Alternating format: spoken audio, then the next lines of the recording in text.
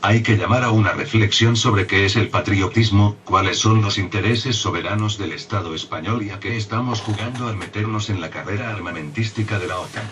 Es la conclusión de Ángeles Maestro Valladolid, 1952, participante fundadora de Izquierda Unida y exdiputada en el Congreso de los Diputados, sobre el camino que recorre España al ganar protagonismo en la Alianza Atlántica en un contexto internacional cada vez más tenso y con varios conflictos abiertos. Maestro, licenciada en Medicina, se encuentra en el centro de un movimiento antibelicista que pretende levantar la losa de silencio que envuelve a las guerras en todo el mundo y a los 52 millones de refugiados que, según ACNUR, han provocado, o hasta qué punto tenemos unos gobernantes irresponsables y criminales que nos están conduciendo a la barbarie, al sufrimiento y la muerte. Por ello, pertenece al grupo promotor del Tribunal Permanente de los Pueblos contra la Guerra Imperialista y la OTAN.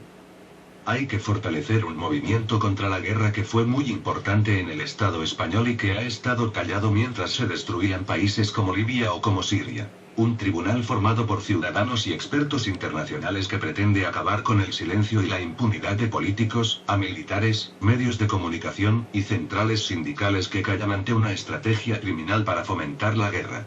De fondo, señala Maestro, estará el objetivo de fortalecer un movimiento contra la guerra que fue muy importante en el Estado español y que ha estado callado mientras se destruían países como Libia o como Siria. El tribunal pretende señalar a los líderes políticos. En este sentido, ¿qué te parecen las declaraciones de Aznar y Aguirre en las que vuelven a negar la guerra de Irak? Me parece que es de un cinismo poco eficaz. Todos recordamos la terrible imagen de Aznar, Blair y Bush en las Azores. Está clarísimo que Aznar tiene una responsabilidad directa en una invasión que ha tenido terribles consecuencias, que vamos a tratar en el tribunal. Consecuencias sobre la desestabilización de Irak, sobre la población, sobre el futuro, sobre la soberanía alimentaria, sobre la entrega del país a Monsanto. La guerra de Irak ha sido uno de los desencadenantes de la aparición del Estado Islámico, es inútil negarlo. Hay mucha gente desesperada a la que se ha dejado sin ninguna puerta abierta. Dejaron mucha gente sin esperanza y sin nada que perder que luego ha engrosado las filas del monstruo que ellos han ayudado a engendrar. En España se están realizando las mayores maniobras de la OTAN desde la Guerra Fría. Aunque el gobierno ha intentado que no llamen demasiado la atención, están generando protestas. Estamos muy agradablemente sorprendidos por las movilizaciones que ha habido en diferentes lugares del estado, en Las Bardenas, en Zaragoza, en Valencia, en Sagunto, en Cádiz, en Málaga, en Canarias, en Madrid. Los militares a menudo defienden que la permanencia en la OTAN ha servido para modernizar el ejército. Yo pregunto, ¿a servicio de quién, y para los intereses de quién? Desde la plataforma hemos invitado a todo tipo de plataformas contra la guerra para intentar llegar a acuerdos sobre formas de coordinación y sobre continuidad del trabajo. Como el tribunal no es como uno al uso, que se constituye sobre un hecho ya sucedido. Desgraciadamente somos conscientes de que la guerra global no ha hecho más que empezar y por lo tanto asumimos la responsabilidad de continuar los trabajos del tribunal. ¿Cómo alertarías a la gente sobre la peligrosidad de estos ejercicios? Desde varios puntos de vista. Uno de ellos, y es una de las cosas que desarrollaremos en el tribunal, ya que son hechos constatadas por lo que ha ocurrido en las bases de la OTAN en Italia o Puerto Rico, es la utilización de uranio empobrecido en las maniobras con fuego real. Esto es una barbaridad desde el punto de vista radiológico, de la persistencia en la cadena alimentaria, en el suelo, y sanitario. Puede ocasionar tumores y malformaciones congénitas impresionantes, de los cuales hay ya documentación, no solamente de Irak, sino de las poblaciones que rodean a las bases militares de la OTAN en Italia. Está contrastado que la OTAN utiliza de uranio empobrecido, gracias a los estudios en Italia y Puerto Rico. Esto es una barbaridad desde el punto de vista radiológico y sanitario. Además está el riesgo para la población. Se están desplegando cabezas nucleares en Italia, en Aviano y en la base de Brescia, en Alemania y en Turquía. En España el gobierno renuncia a preguntar a las autoridades americanas qué tipo de armamento tienen los barcos que atracan en nuestros puertos, los aviones que sobrevuelan nuestros territorios. No sabemos si llevan o no armamento nuclear. Muchos observadores indican que suponen una advertencia directa a Rusia. Se está preparando una guerra contra Rusia. Y nos concierne directamente. Rusia no va a iniciar nada, pero cuando responda a las provocaciones lo hará en Europa.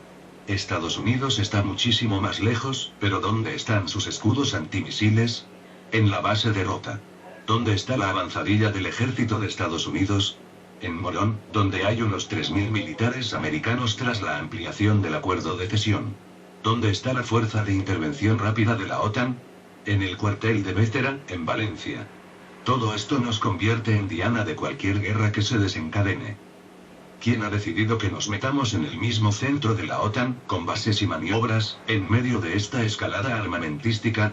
Cuando en el referéndum sobre la entrada en la OTAN, las condiciones para el sí eran que no habría armas nucleares en suelo español y que la presencia militar de Estados Unidos se iría reduciendo, se está pisoteando la soberanía.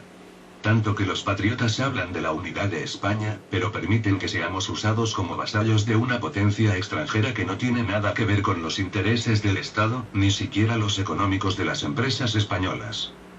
¿Cómo explicar que habiendo 30.000 soldados de más de 30 países de maniobras en España, con multitud de aeronaves y vehículos apoyándoles, se haya buscado a los 3 militares accidentados en el Atlántico con el buque del Ejército de Tierra Camino a Español, un mercante de 30 años, 2 cazaminas y 3 aeronaves, y se haya tenido que solicitar la colaboración de Marruecos? Es una expresión bien clara, desgraciadamente, en la vida de 3 personas muertas, del desprecio absoluto por la vida de la gente, incluso por la vida de los militares.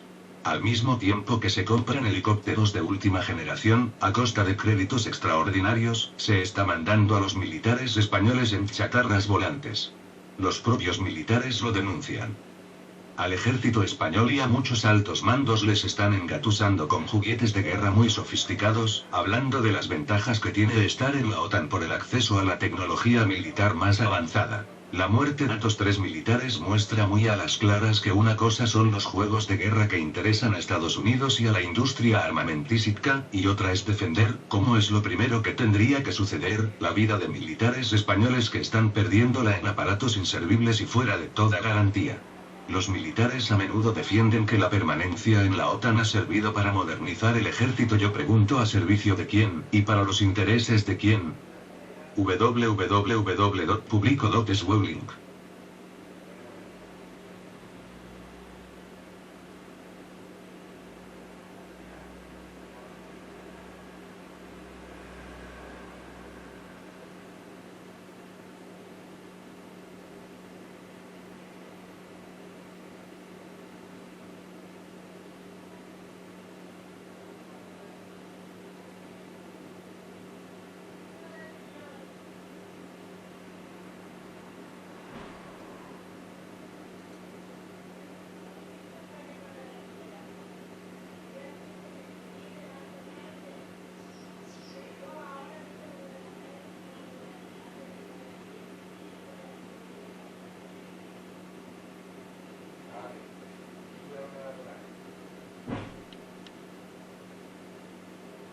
Que yo tranquilo, después ahora me dejo esto puesto.